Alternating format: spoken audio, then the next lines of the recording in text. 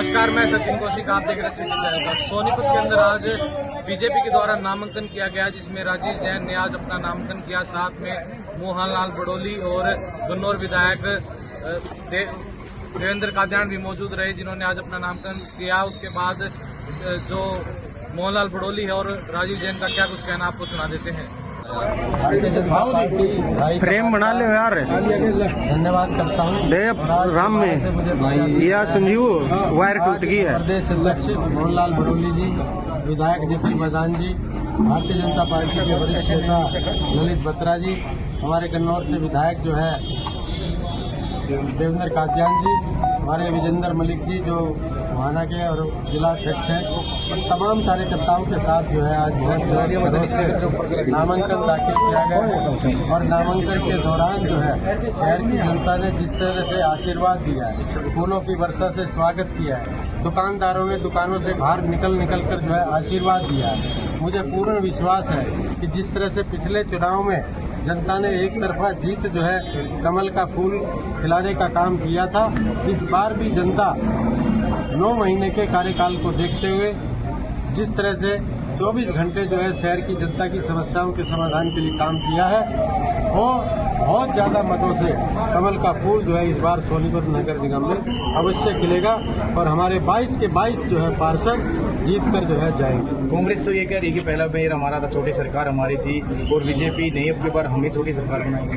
देखिए जो है पिछली बार सरकार थी 2020 में, लेकिन जो है हमारे विधायक निखिल मैदान नीतियों से खुश होकर सरकार की जो है विकासात्मक बिना भेदभाव की नीतियों को मानते हुए जो है वो भारतीय जनता पार्टी में शामिल हुए। आज वो विधायक हैं और पिछली बार जो है कांग्रेस से हमने हिसाब पुख्ता कर दिया था। पिछली बार कांग्रेस आईडी के साथ लिए का काम किया, राम आईडी तो आगे ना हाँ जी अब पत्रकारों का धन्यवाद।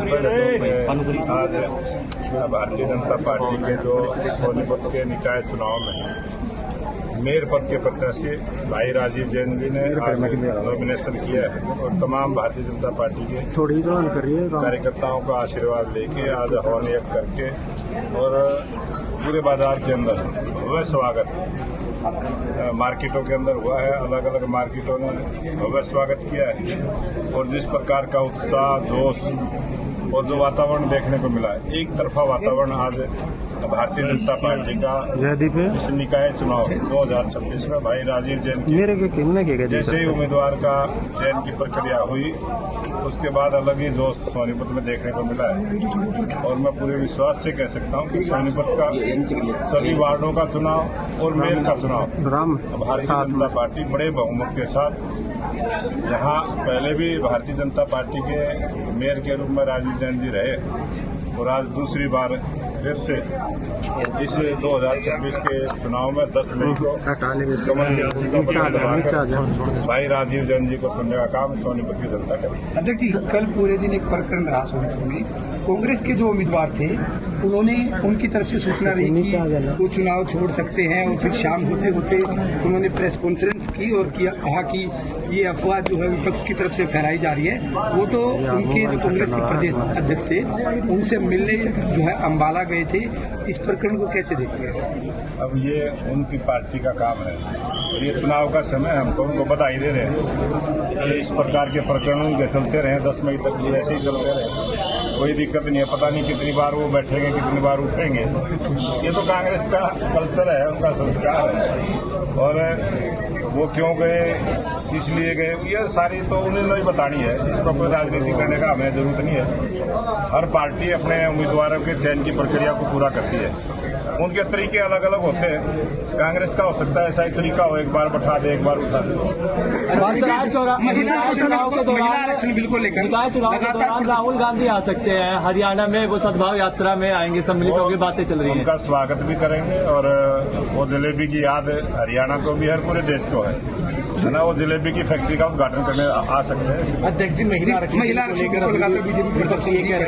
करना चाहते थे, क्या ये चुनाव में हम बिल पास हो चुका है, चुनाव में मुद्दा भी रहेगा? जनता और मैं धन्यवाद करूंगा पूरी मीडिया का भी, इन्होंने पूरे विषय को विस्तार से दिखाया है।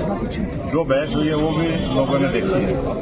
भारतीय जनता पार्टी ने जिस प्रकार से 2003 इस महिला आरक्षण के बिल को जो पास करवाने का काम किया था और महिलाओं के इस आरक्षण का जब बिल पेश किया था तो विशेष सत्र इसी प्रकार से 3 दिन का नई जो संसद बनी है आज़ादी के बाद पहली बार नई संसद में 3 दिन का सत्र रहा पूरे देश ने और दुनिया ने देखा है।